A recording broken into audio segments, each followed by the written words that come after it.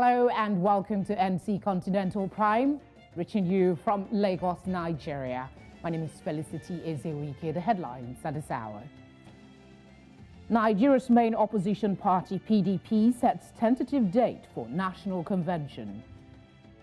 Burkina Faso vows security revamp after deadly attacks. Ugandan authorities foil suicide bomb attack at funeral of top military commander. We'll bring you details shortly.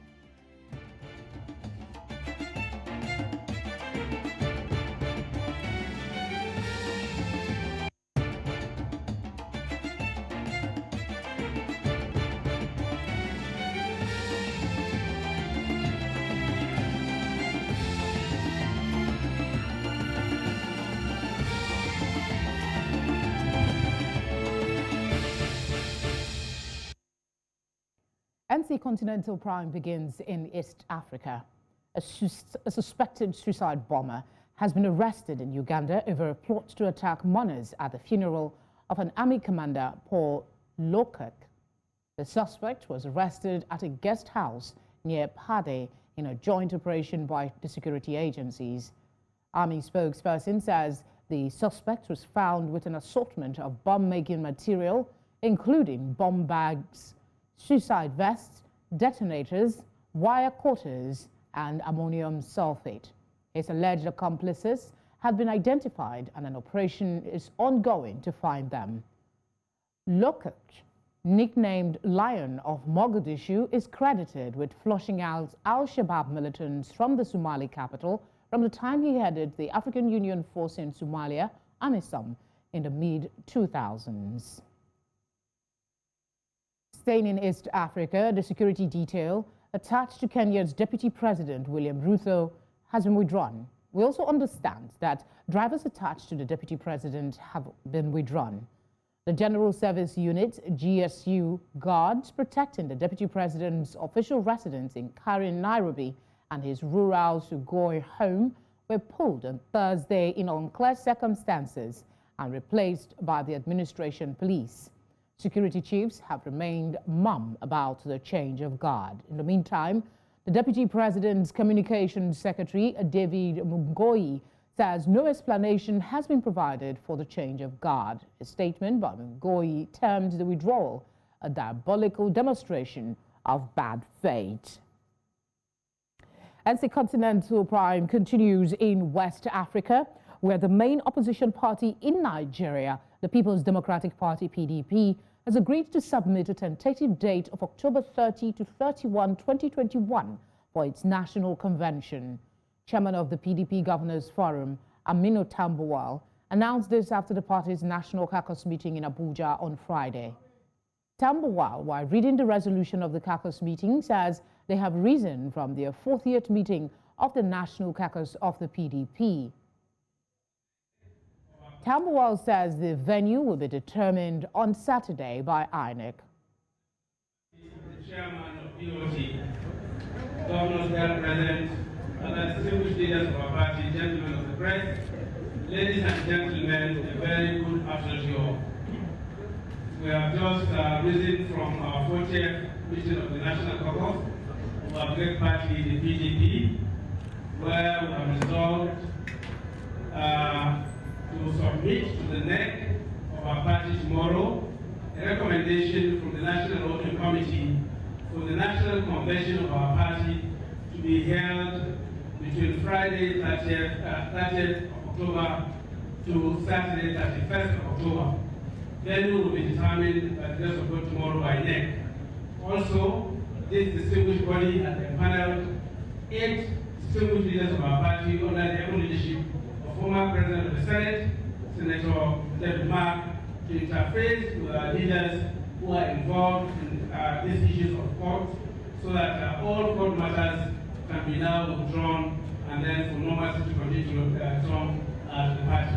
I appeal on behalf of this body to all well-meaning members of our party to shake their sword and let us embrace peace, because Nigeria is waiting for PDP, and I believe that we have the capacity to resolve whatever issues we have internally. Thank you very much, Mr. President.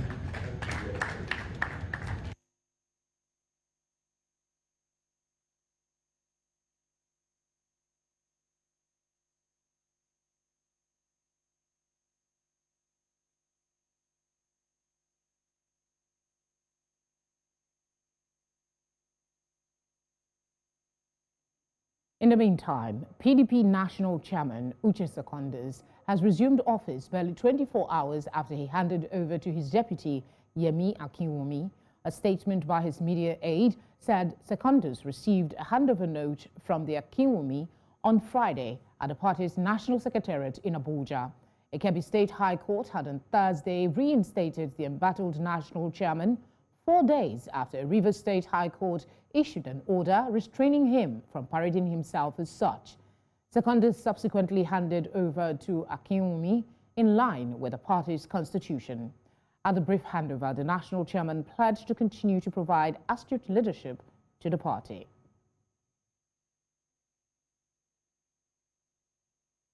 Former President of Nigeria, Olusegun Obasanjo, has been appointed as the African Union envoy to the Horn of Africa. It comes amid political and security crisis in the region, particularly in Ethiopia, where civil war has been raging in the northern region of Tigray since November 2020. Musa Faki Mohammed, chairperson of the AU Commission, says the Obasanjo would intensify engagement with relevant political actors and stakeholders in the region towards entrenching durable peace and stability within the Horn of Africa. Obasanjo is due to arrive the region in the coming weeks, and the AU, which is headquartered in Ethiopia's capital, Addis Ababa, has asked all sides to support him.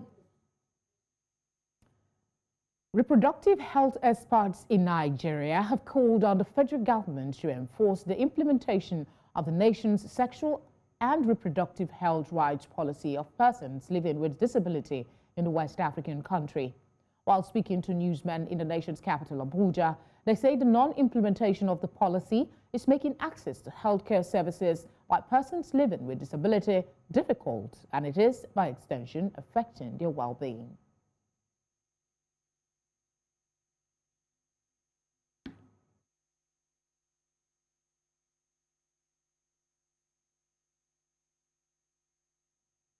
Burkina Faso says it will overhaul its security forces to cope with a 6-year-old insurgency. The insurgency has claimed more than 1,400 lives and forced 1.3 million people from their homes. At a press conference in the capital, Ouagadougou, Burkina Faso's Minister of Security, Maxime Leboza Kon, said that they must defeat the terrorist threat and its related scourges through a holistic, rigorous national response that mobilizes the entire nation. Nous sommes dans une démarche de construction d'une gouvernance de sécurité nationale qui soit la plus transparente possible, mais également qui devrait nous permettre de faire face d'une manière beaucoup plus coordonnée, beaucoup plus cohérente et efficace donc les défis sécuritaires de plus en plus accrus. Nous avons besoin de mobiliser notre nation. Nous avons besoin que toute la nation se ressoude autour de l'essentiel. Aucune nation dans ce monde n'a pu vaincre les défis d'une telle acuité sans une unité nationale. Les GINIM, ou GESIM, si vous préférez, et l'EGS, l'État islamique au Grand Sahara. C'est les deux grands groupes qui orchestrent la menace chez nous, qui sont même des groupes rivaux, parfois même qui mènent un combat fratricide entre eux, qui ont des sous-traitants locaux. Au jour d'aujourd'hui, la majorité des combattants donc, de ces deux grands groupes sont des nationaux. Il s'agira pour nous de vaincre le péril terroriste et ses fléaux connexes par une réponse nationale holistique, rigoureuse, qui mobilise l'ensemble de la nation, qui développe une coopération avec les États voisins et la communauté internationale, tout en consolidant une cohésion sociale, en assurant la paix et le développement. In Central Africa, officials in Kinshasa, in the Democratic Republic of Congo, say they have made headway in tracking drug dealers who have been peddling a new kind of drug. They say the arrest is a window to something bigger in the war against drug trafficking in the Central African country. News Center's Bernard Akede tells us more about the drug bust.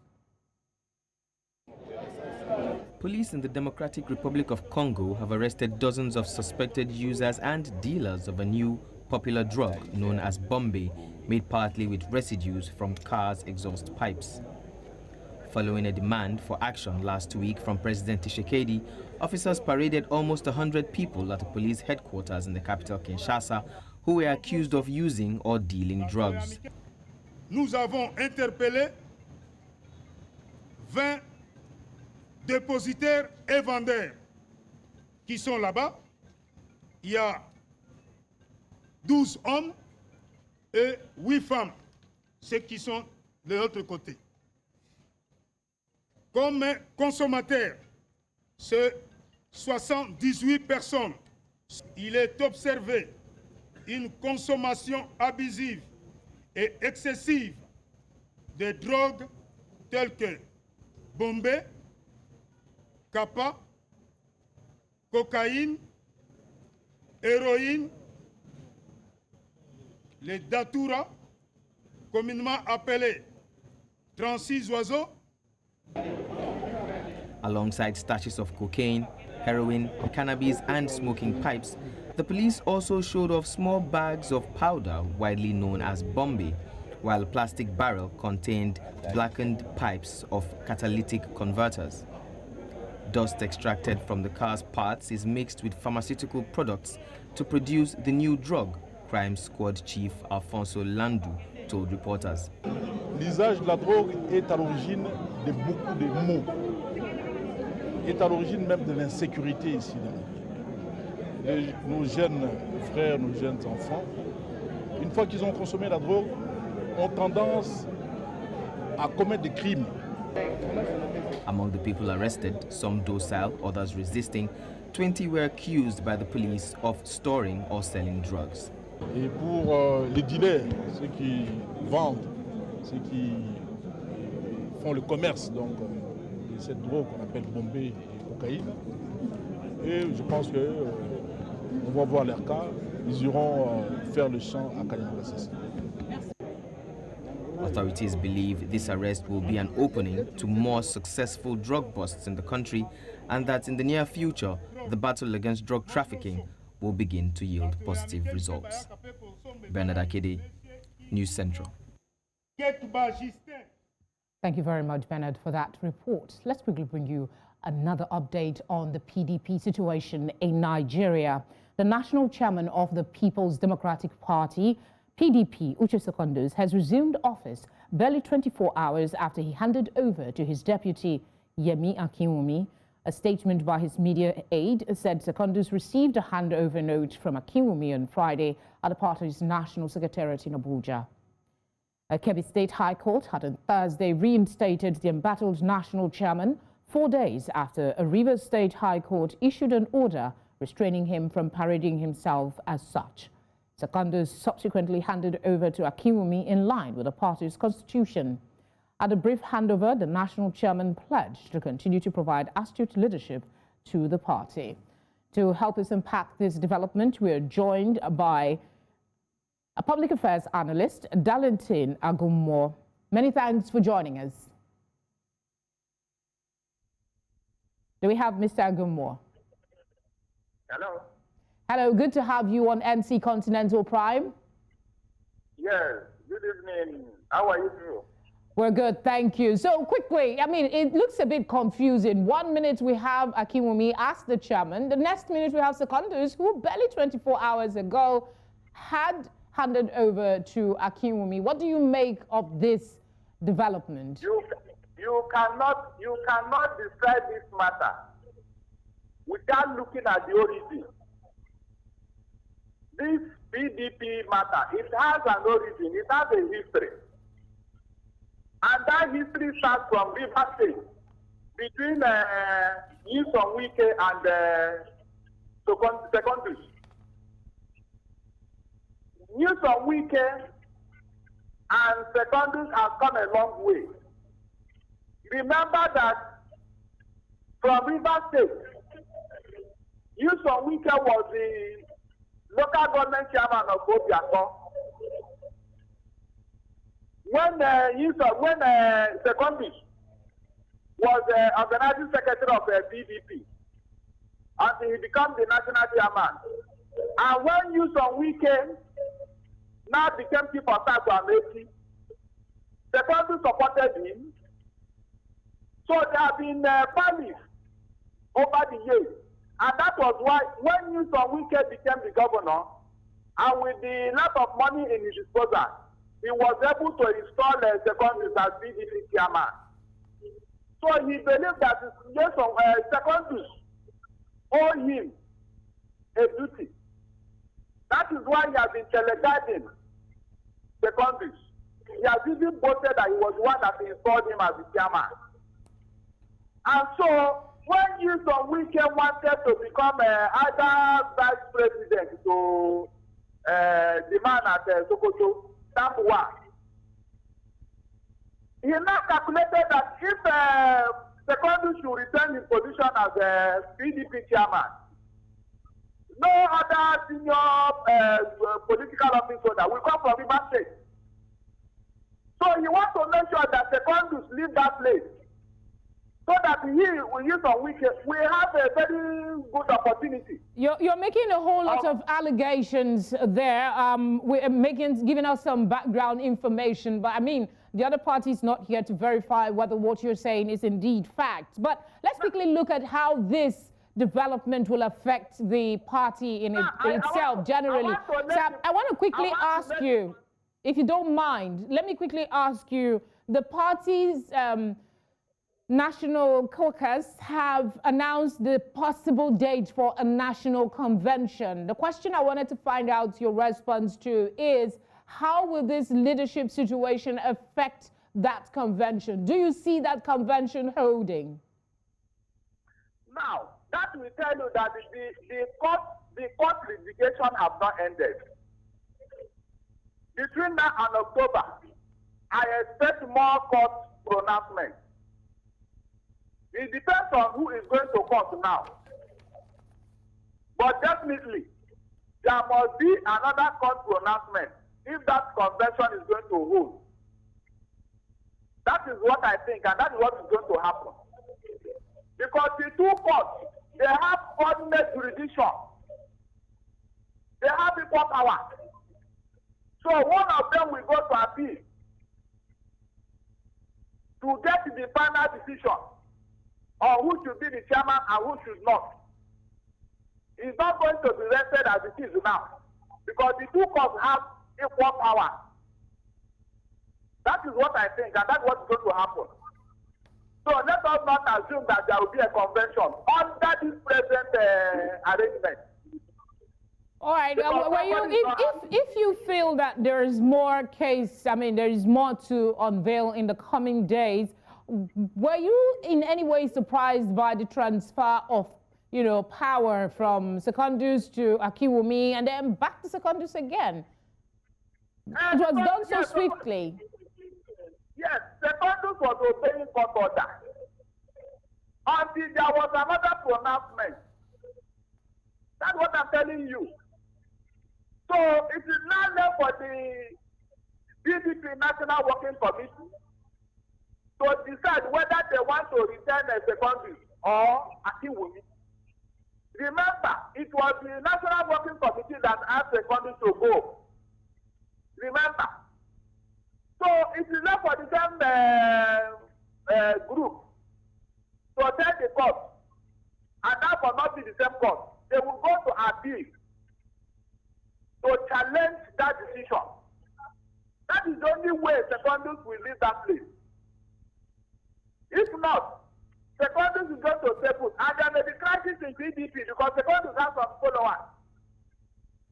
They have realized that Newsom Wike is the one behind what is going on. And the PDP wouldn't want one human being to control their party. That is why they are behind Secondus. It must not be Wike insisting that Secondus must go.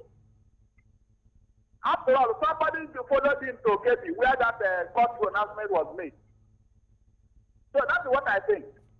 What does this mean? The man is merely obeying court order. What does this mean for the PDP and Nigerian politics as a country as we get closer to the general elections in 2023? You said what? I'm asking the implication of all of this. What does this mean for the PDP ahead of the general elections in 2023? You see, every party has their own problem. If you check very well, that's why I was trying to let you know. There is a history to what is going on. PDP leaders are no longer in business. Most of their businesses have been taken over or crumbled or decimated by the ruling party. So they don't have money. They don't have money to champion their cause. The only PDP governor that has a lot of cash is Wike because of what he's getting in Rivers. So this thing is becoming a problem to PDP. Ordinarily, PDP is not a one-man party. It has never been. But because the amount of money Wike is getting in River State, and with the little population he has, so he has a lot of money to play around. Now, if they don't put their house in order and call Wike to order, they will have a problem in 2023. That is it. And I'm sure there are big columnists in PDP fueled by some elements in APC. They want to cash in on what is going on in PDP and make sure that the party is not strong enough to challenge them in 2023. That is what is going on. All right, Mr. Darlington Agumwa, thank you very much for joining us on NC Continental Prime. Thanks a lot. We head now to South Africa, where a high court has postponed for 3 weeks a hearing challenging the extradition back home of a former Mozambican finance minister. Manuel Chang is accused of corruption after allegedly receiving bribes to sign off an international loans of $2 billion intended to buy fishing trawlers and military patrol boats. However, much of it was allegedly diverted to government officials. The 66-year-old denies any wrongdoing. Since his detention in December 2018, the South African government has been considering rival extradition requests. Chang is wanted in both the US and Mozambique for his alleged part in the scandal. Still in the region, a former minister in Malawi has been arrested for allegedly paying for his honeymoon with public funds. Charles Mchacha, who was the irrigation minister in ex-President Peter Mutharika's administration, is alleged to have used ministry's money for a top hotel suite for him and his bride after their wedding.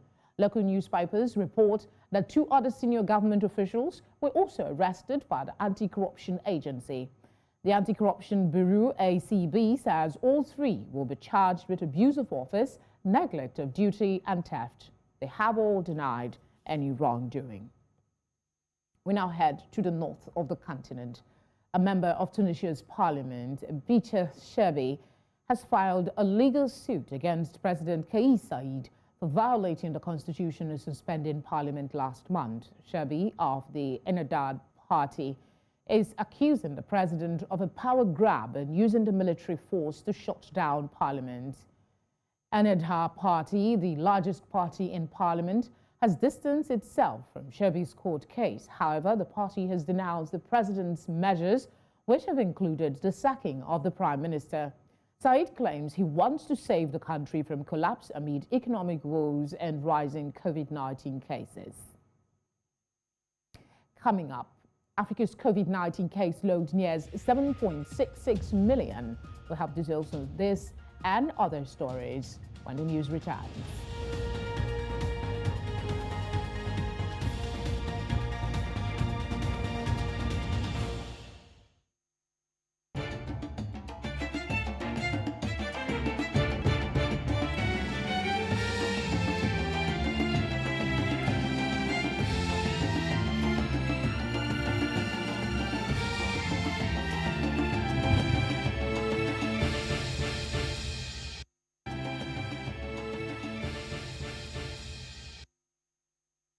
Now to a continued coverage of the coronavirus pandemic across the continent.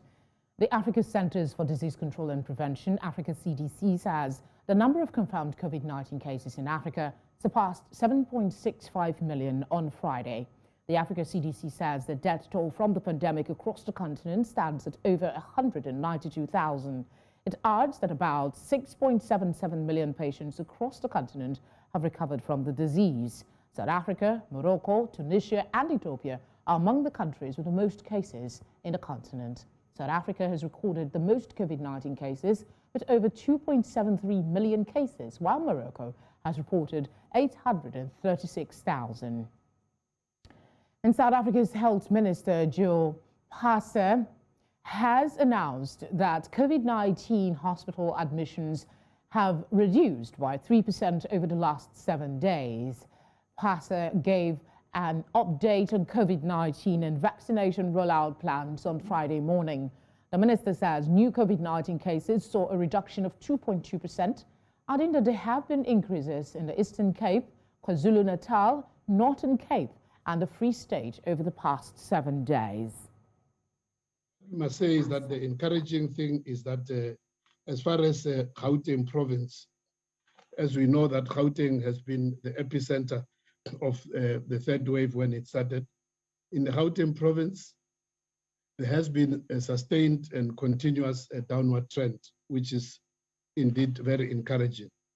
Over the last 7 days, there has been a 2.2% decrease in new cases, which is not a very good progress. It's still very slow. The 2.2% is still a very low reduction. The last 3 days of just this week, tests on a daily basis have remained between, the positive tests have remained between 10,000 and 13,000 positive cases a day, which is still very high, with an average positivity rate of between 19 and 20%, which means we are still very far from the WHO recommendation to say that you are stabilizing, because the WHO regards 5% as indeed where we can say that the country is stabilizing. So we are still very high at an average of 19 to 20%. Active cases over the last 7 days increased by 1% to 169,000 a day. Admission to hospitals have reduced, which is quite encouraging, by 0.7% to an average of 13,600 as of yesterday. A small reduction, 0.7%, but we do welcome, because any reduction in hospitalization means that our health facilities are under less pressure and our health workers can have a breathing space. In East Africa, Ethiopia's health ministry registered 1,458 new COVID-19 cases, taking the nationwide tally to over 3,000. The ministry says 12 new virus-related deaths and 840 more recoveries were reported. Ethiopia, Africa's second most populous nation, has so far reported the highest COVID-19 caseload in the East African region. According to the ministry, Ethiopia currently has 25,892 active cases, with 580 under severe health conditions. Amid the national push for vaccination, the East African country has administered over 2.42 million vaccine doses.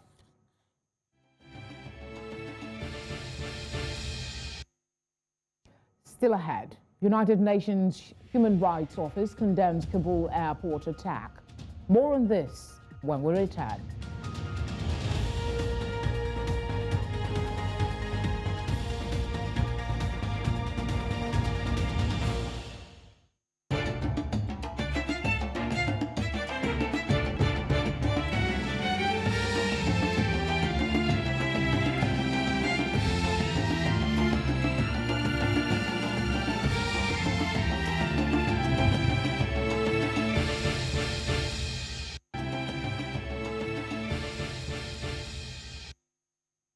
A spokesperson for the United Nations Human Rights Office says the Kabul airport attack is a hideous assault on desperate civilians.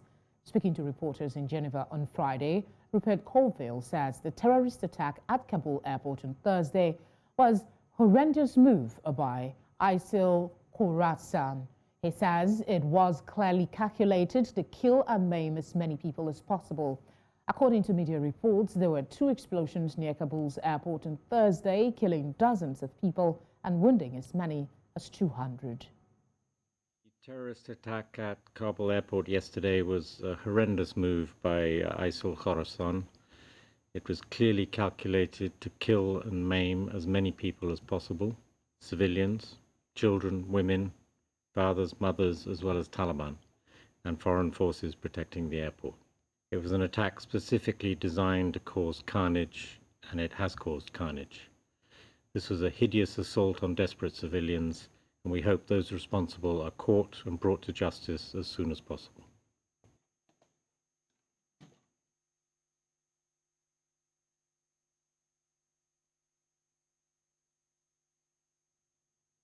The Tanzanian government says nothing will destroy the over 3 decades of strong working relationship it has had with the Nigerian government. The Tanzanian High Commissioner to Nigeria, Ambassador Benson Bana, said this during a courtesy visit to the Nigerian In-Diaspora Commission in Abuja. Bana says the government seeks to tap from the knowledge of Nigeria's commission to engage its citizens in the diaspora to contribute meaningfully to their home country. This relation existed since 1972. We cannot dent it. We had common positions with Nigeria in the African liberation struggles, liquidation of apartheid in South Africa. We have never differed in any way with our colleagues in Nigeria. We have never differed on matters of interest. The Nigerian foreign policy interests are very well. They resemble very much the Tanzanian foreign policy agenda. Indeed, be it at the United Nations, be it at the African Union, and within our bilateral ties. So anything that would dent a relationship is not permissible. I think you also should have an agency that should be able to strictly deal with your diaspora. I think that helps a lot. And you see, it's not about the number, it's about what they're able to do. So what we tell our diaspora is, it doesn't matter where you are, it's about what you can do and what you are doing with your country. And Your Excellency, I'm glad you also... Tolulokpe Adeleru Balogun has the rest of the business news.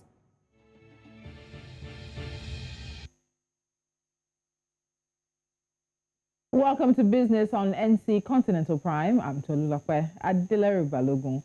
We start in the eastern part of the continent, where Somalia has set up a trade information portal to facilitate cross-border trade and provide businesses with a transparent environment.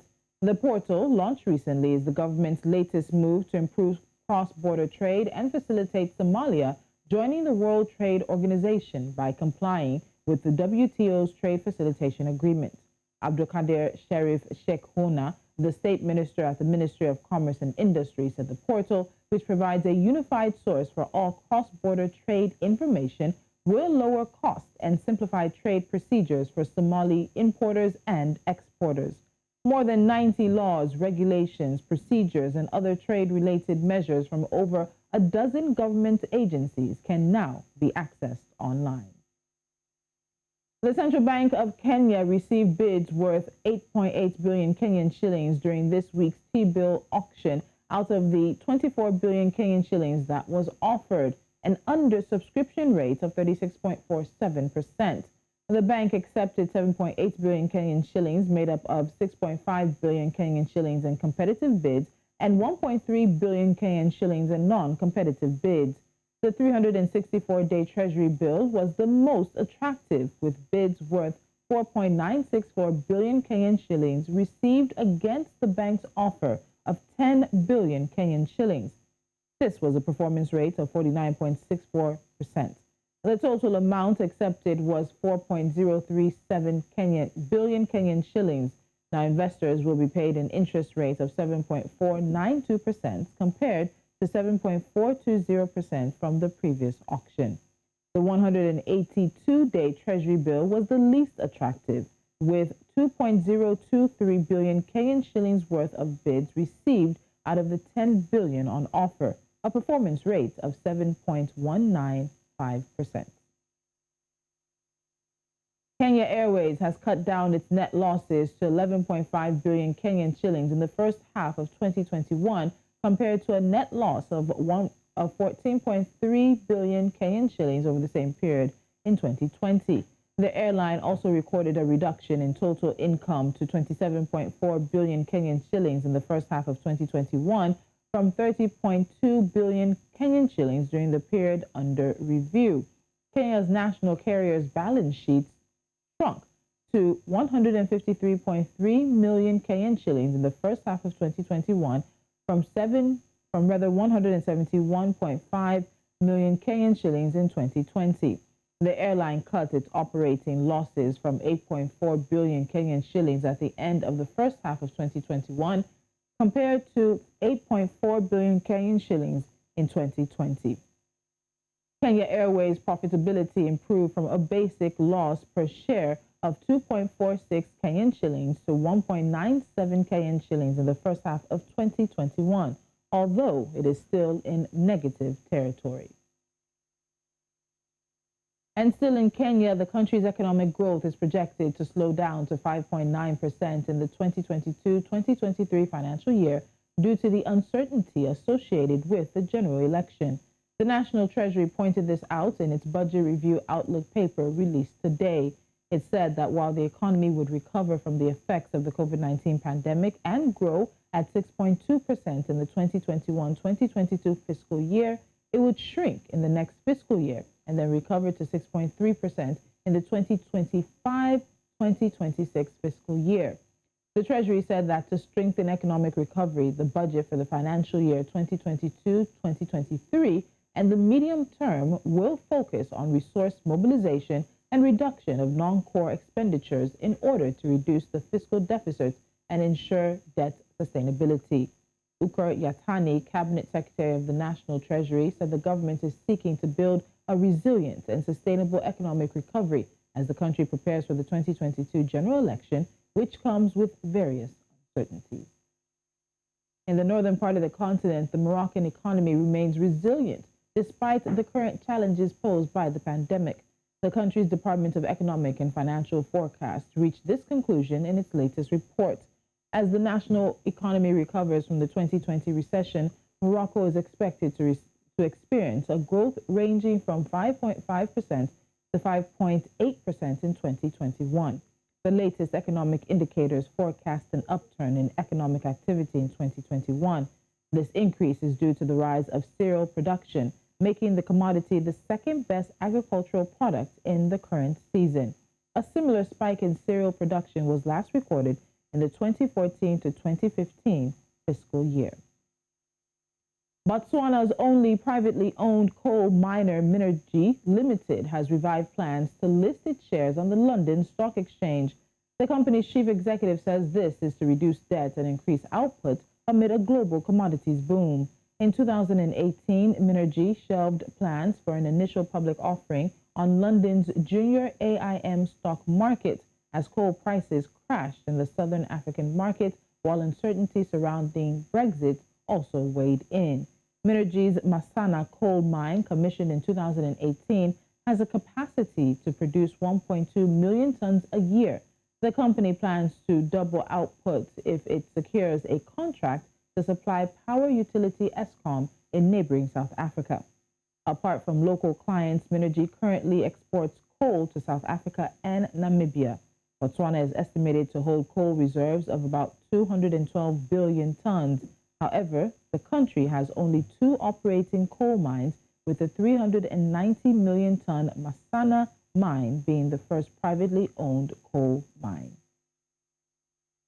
And that's the business news we have for you on this edition of NC Continental Prime. I'm Tolulokwe Adileru Balogun. 11 a.m. West African time. Make it a date with me on Business Edge. There's more news coming up right here.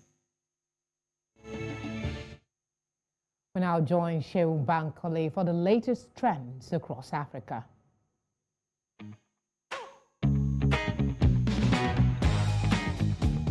It's Friday, time to let your hair down, cool off, and relax because This life I can't keep myself. All right, before we launch into the weekend, let's check out the hottest topics trending today on social media and what users have got to say. Welcome to NC Trends. I am Shion Bankali. Now we start with the speculation that has thrown the internet into a frenzy. Yeah, 36-year-old Cristiano Ronaldo may be saying his goodbyes to his Juventus teammates. The Portuguese national team captain spent an hour and a half at Juve's training ground on Friday morning to empty his locker and bid farewell to the squad before they took to the pitch for a training session. Now, Juve boss Master Allegri confirmed Ronaldo told him he has no intention to stay at the club nor renew his contract, which is already in its final year. Earlier, the rumor was that the blue side of Manchester, that is Man City, was in talks to sign Ronaldo. Now, the developing story is that Man City has pulled out of the deal. From the look of things, CR7 may just end up on the red side of Manchester. Well, we'll keep our fingers crossed on that one. Let's now see some reactions from Twitter. This one reads, Cristiano Ronaldo rejected joining Manchester City, who have the best squad in the world, to join Manchester United. Never question his loyalty again. Another comment says, can't even lie, the Premier League is easily the biggest league in the world at this point. You've got the most stacked squad in the world at City, his super juice Chelsea, Ronaldo back at United, plus Liverpool, and then there are Arsenal and Tottenham for comedic relief.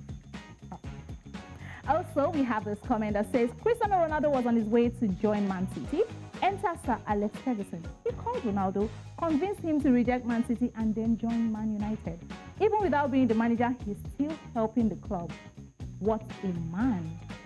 Away from that, the United States-based Nigerian model Fancy Achelonu has called off her engagement with popular Nollywood actor Alex Ekubo. The couple, who had kept their relationship out of the public eye for years, officially announced their engagement in May 2021. Now, 3 months down the line, Fancy deleted all of Alex's pictures from her Instagram page. She deleted their joint Instagram account. She unfollowed him and officially announced their breakup. Hey guys, I'm writing to inform you all officially that I have ended my relationship and I have called off the wedding with Alex Ekubo. At this time, my family and I ask you all to please respect our privacy. Thank you so much, she wrote. This news shook a lot of people, including me, especially those who were rooting for them and believed in their love. Now to a few thoughts from Instagram. Veronica's daughter says that a broken engagement is much better than a broken marriage. May you both find peace and happiness with your future partners. Amen. Here's another comment from Candy Kane. She says, relationship will go break, whether it is hidden or not. Do you think so? All right, finally, we have this comment from Duke of Aces, who says that if Alex can chop breakfast, who am I? And then he laughs. All right, finally, on a turn-up level, family and friends of Nigerian comedian Ayo Makun came out in their numbers for his golden anniversary. The star-studded colorful birthday party was well attended by colleagues in the Nigerian entertainment industry, such as RMD, Kanayo, Toke Makinwa, Messi Aigbe, Tony Abraham, Iniedo, Juliet Ibrahim, Senator Itagiwa, Sacha from Big Brother Niger, King Sunny Ade, who gave a grand performance, and a host of others. The birthday boy was later honored with a doctorate by St. Thomas and Becket University, England. Anywhere you look on Instagram today, you'll see pictures and clips from the party with the hashtag AYArt50. NC Trends caught the bug. Here are some of the comments from AY's fans and well-wishers on Instagram. Fast the Baker says, but for real, AY is 50? Wow! Man got some good genes, and I totally agree with that one. Here's another comment that says, happy birthday, AY. Wow, 50th birthday. You look far younger than your age. True that, true that. We have the final comment that says, honestly, if I was told before now that AY is 50 today, I wouldn't have believed it. Man looks like 30. So true. Check out his pictures on Instagram. Now, this is where we wrap things up today on NC Trends. Do follow us at News Central TV on Instagram and Facebook, and subscribe on YouTube for more. Have an amazing weekend. We'll see you on Monday. I am Shion Bankali.